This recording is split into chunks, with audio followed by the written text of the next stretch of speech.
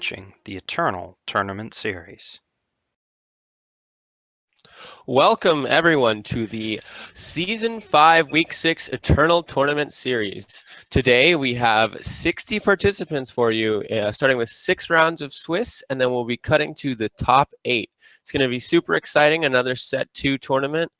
All of this is leading up to the Season 5 Invitational on August 26th / 27th, which will have a $250 prize pool. There, players will earn series points and qualifications to the World Championships, which has a $3,000 prize pool. That's the biggest we've had for any Eternal event, and first place will take home $1,000. I am Calimdir, also known as Gabe, and joining me today in the casting booth is LocoPojo. Hey, welcome, guys. Do you want to talk a little bit about this first match that we're having? Yeah, sure. Right now, we're going into a game of HiThar's TPS Control versus Rodeorex on Argent Port Sacrifice. And this Argent Port Sacrifice deck is an interesting little number. We've got 4 Memory Dredgers in there, 4 Direwood Prowlers, a lot of sort of different sacrifice outlets to make small 2-drops and 1-drops go away, Slumbering Stones and Tranquil Scholars amongst them. Using these types of setups, he's hoping to get a bunch of damage in with Grinva, Judge of Battles at the top, and in the meantime generate a lot of value by possibly recurring the Tranquil Scholars or continuing to recur the Dark Wisps for extra card advantage, or the Slumbering Stones, of course, for the little 2/2s. HiThar's running Time Primal Shadow Control. We have Stewards of the Past, Withering Witch, 4 Mystic Ascendants, and a Thunderstrike Dragon at the top for that extra value. And then with Feln Bloodcasters and Iron Abductors in the low end, you've got some really good efficient units that are very good at sort of turning aggro matches around and giving you a lot of advantage later on in the game. Combine that with a Celestial Omen and a Zindil's Gift to sort of fetch out particular answers and possibly just shut down other control decks. This deck has a pretty well-rounded approach, and I think it's going to be an interesting thing to watch. Yeah, I kind of like both decks. Even though they're very different, they're kind of trying to do the same thing. One is a control deck, one is a grindy mid-range deck, but they're both super grindy, trying to get value out of things, with TPS trying to get value out of Feln Bloodcaster and Iron in the late game. Just grinding that out, whereas Rodeorex is trying more to get value with recursion, but it's still ultimately the same sort of stall it out and then grind it out. Yep, it should be a pretty cool matchup. I'm looking forward to seeing how it goes. It's kind of cool, especially to be seeing a Feln control deck with Iron the Abductor.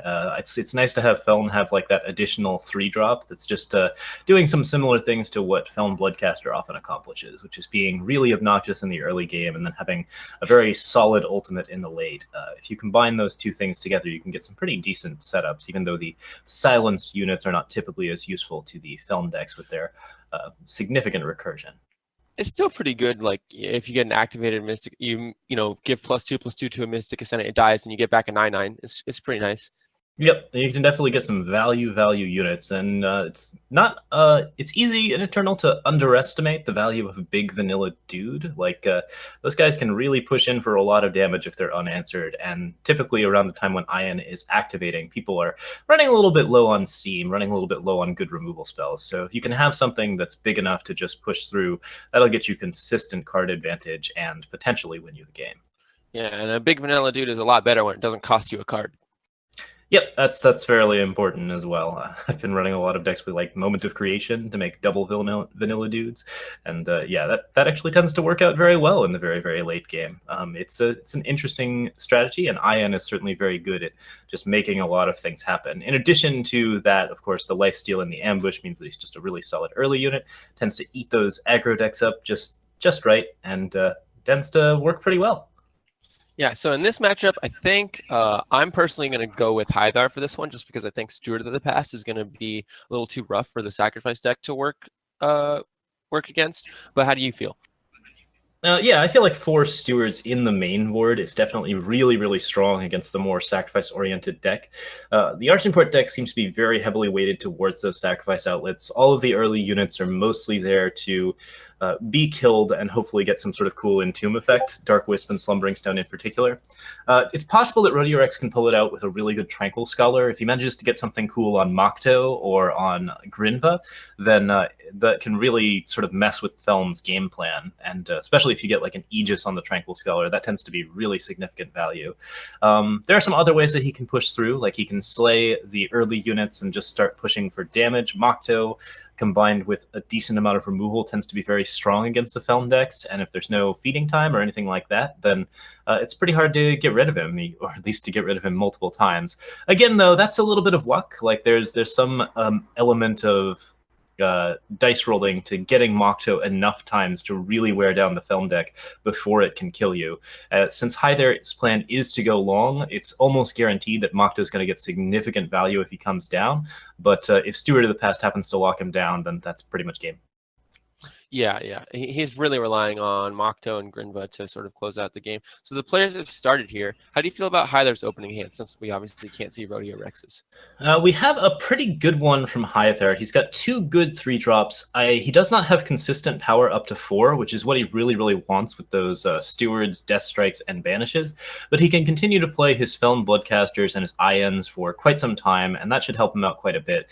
Getting the Wisdom of the Elders hurts a little bit here, since he doesn't have double blue influence, but overall, he's looking decently strong as long as he picks up some power in the next turn. Yeah, if he didn't have Wisdom and Steward in his hand, I would be feeling pretty bad about it, because Iron and Bloodcaster aren't super important early in this matchup. Rodeorex's deck isn't particularly aggressive. It's more important to just get your mana going or your power drops every turn. But because he's just got Steward and Wisdom, which are just 2 very powerful cards in this matchup, I think he'll be okay, even if he doesn't draw the 4th power for maybe a few turns. Yep, he's got a decent amount of like forward aggression to help himself out, and that's gonna really help out against the general game plan. Rodeorex sacrificing his Slumbering Stone here just to draw cards. I don't really like that play, since he could block Iron and get the 3 damage prevented as well as 3 health prevented. So I think that's a bit of a misplay, just in terms of like what kind of damage you're looking to prevent. Yeah, he probably should have waited a second there. It's 3 health he could have.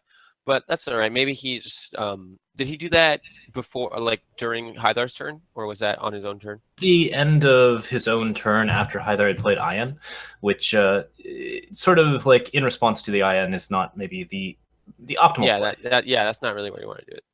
Tranquil Scholar hits, and looks like it gets Endurance. The second one is picking up Deadly. So an Endurance Deadly Mocto is a pretty fun time. We will see if HiThar can get to his Steward of the Past, and if the Steward of the Past can hold out. I think Rodeo's big plays here is if he can pick up enough Slays to just kill all of the Stewards, the Moctos will win him the game. Yeah, and if he does have Mocto in his hand, because that's obviously the best target for a Tranquil Scholar, like putting a bunch of effects on a Slumbering Stone is not particularly valuable, but putting effects on, and there it is. There's the Deadly Endurance Mocto, which is pretty good. But HiThar's got the Steward, and he's got the Death Strike, so we'll see what Rodeorex has to deal with that. Yeah, he can't banish Mocto, and the Wisdom not picking him up that 5th power, which is something he really desperately wants. HiThar, I'm sure, would really like to play Steward here, but at the same time, he might be better off just killing Mocto and letting it go for at least 1 wheel, seeing as he doesn't really have a way to deal with the card otherwise. If he plays the Steward too early and there is a Slay out, then he's just not going to get the value that he needs against Mocto. Yeah, he'll be wasting a turn, basically. Yeah, we will see if Mocto does have the Slay, and there it is. So now HiThar's in quite a bit of trouble. He's missed too many power drops. He's really behind in terms of like overall curve. Rodeo has been playing on curve every turn, so he's actually generating a decent amount of pressure. Whereas HiThar is slowly moving up towards 6, where he starts to get more relevant units, but nothing he has currently in hand is terribly relevant on board. Deathstrike kills Mocto, and that's about the only thing that's going to help him out here. Yeah, Rodeorex definitely ahead on tempo. Like we talked about, being able to hit your power drops is kind of the most important thing in this matchup, where people are just playing blockers in the early game. Getting to those actual proactive threats in the mid and late game is where you want to be, and that's where Rodeorex is. Yeah, keep in mind Rodeo only has to push for a small amount of damage overall. Like if he can get HiThar down to a decently low amount, then Grinva, Judge of Battles, will certainly finish off the board for him.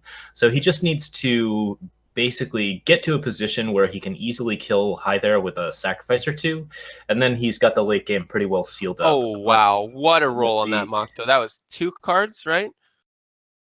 And Mokto's back again. This is looking really bad for HiThar. He's got the Banish for the Memory Dredger, which is really going to help him out against those like basically recurring Slumbering Stones. But right now his Lightning Storm doesn't look particularly amazing. There's a second Memory Dredger out. It's not looking good. Wisdom of the Elders helps him a little bit, but it doesn't look like his deck is fixing well enough for him. And with Vara's Favor coming in, that's going to be pretty close to game. He's got 8, 9, 10, 11, 12 damage on the field. With Vara's Favor and Felon Bloodcaster, he lives one more turn, unless Rodeorex chooses to devour this turn and get a Slumbering Stone Gargoyle, at which point he will have lethal. Yeah, right now it looks like Rodeorex is playing Argenport Flyers, and Felon decks typically do pretty poorly against Flyers.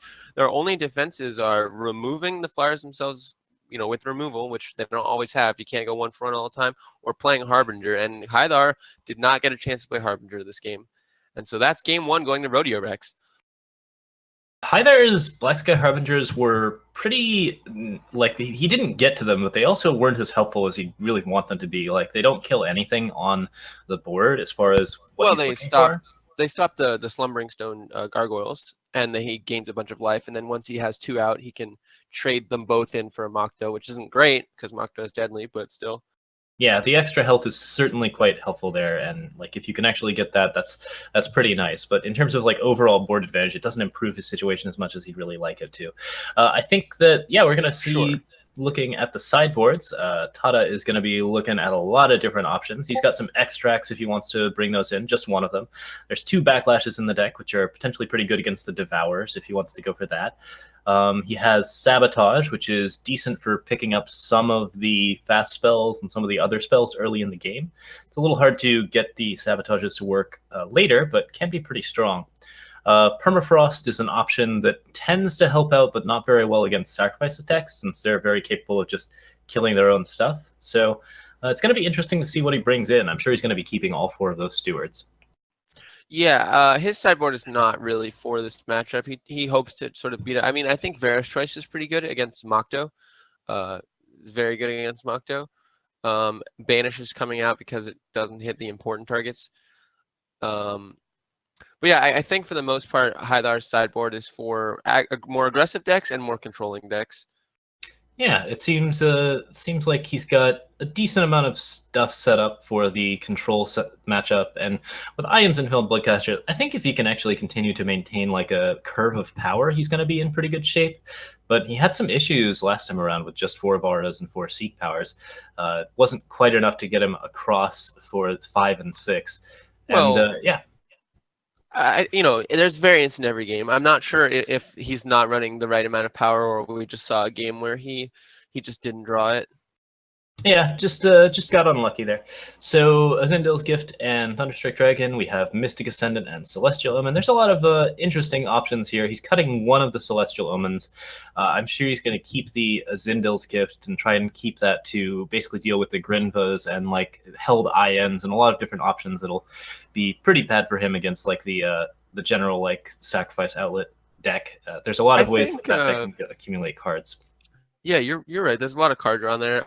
I was personally feeling like I wouldn't want Azindil's Gift Omen in this matchup just because you don't really need it that much, and the sacrifice deck, I don't feel like they have threatening flyers, so I'd be more concerned about just playing Thunderstrike is like the perfect card to bring in because it can block Mokto and it's card advantage in 1 card. But yeah, I'm not sure about Azindil's Gift.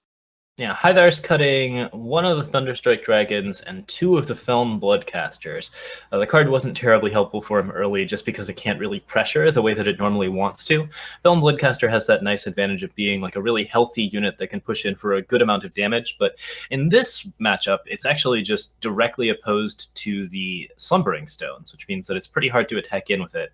And since it doesn't match up very well against Mokto either, it's just not as efficient as he'd like.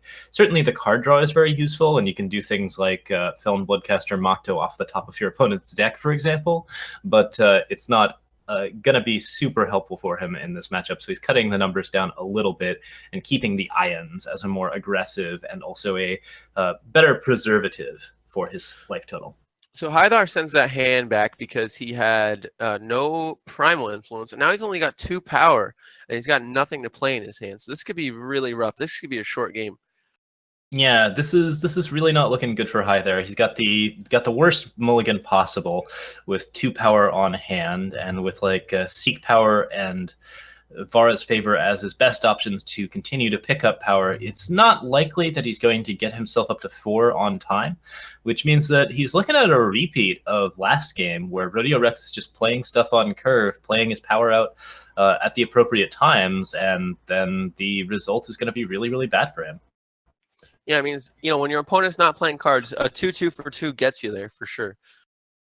Yeah, it's got Revenge, which is not amazing. HiThar picks up Avara's Choice, which is definitely a good card in this situation, since he can either get rid of the Revenge on the Tranquil Scholar or get rid of the Revenge on whatever it is that Rodeorex is playing out of his hand. But now that unit is on the board, and HiThar is stuck at 2. So he's got Mystic Ascendant, he's got Black Sky Harbinger. This is pretty bad luck for a deck with 32 power sources. It's not completely out of the realm of possibility, but it's definitely something that, you definitely don't want to see. And throwing this hand back, he's in a lot of trouble. This is really, really bad. I don't think that he's got a way out of this. Oh, Echo cards are my favorite when you're at max hand size, and HiThar scoops it up. That a makes very sense. quick 2-0 for Rodeorex. The power just was not there for HiThar's deck, and as a result, he ends up basically falling over. It's real.